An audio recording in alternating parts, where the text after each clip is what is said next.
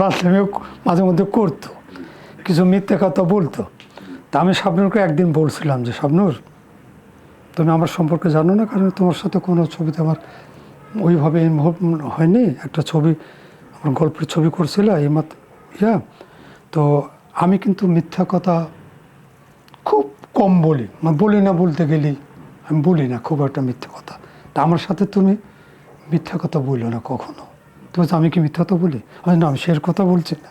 তা আমার সাথে কোনো সময় মিথ্যা কথা বলো না, কারণ আমি মিথ্যা কথা বলি না। তুমি যা বলবে আমি বিশ্বাস করবো। তো আর শুটিংয়ের সময় তুমি যে আর কি ফাজলামো করো, এটা আমার সাথে একটু কম করো, কারণ অন্য সময় করো। তারপরও ও হতবারা শুটিং করতেছিলাম, টেক দেয়, আবার গিয়া বড়শি দিয়ে মাছ মারে। একটা করে টেক দেয়, গিয়া বড়শি দিয়ে মাছ মারে। হ্যাঁ, মাছ হইতে হতবারের ওই পুকুরে আছে, ও মাছও পায়। তো আমি খুব রেগে গেছিলাম, তো সামনে এইভাবে করলে তো ও হবে না। তুমি তো শুটিংয়ে আসছো, তুমি এমনি একদিন আসো এখানে মাছ মারে, আমি নিয়ে আসবো।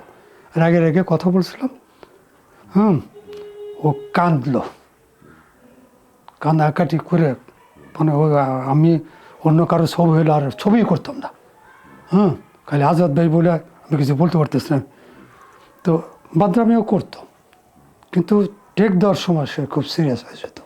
যখন সে ক্যামেরার সামনে আসতো একদম চেঞ্জ।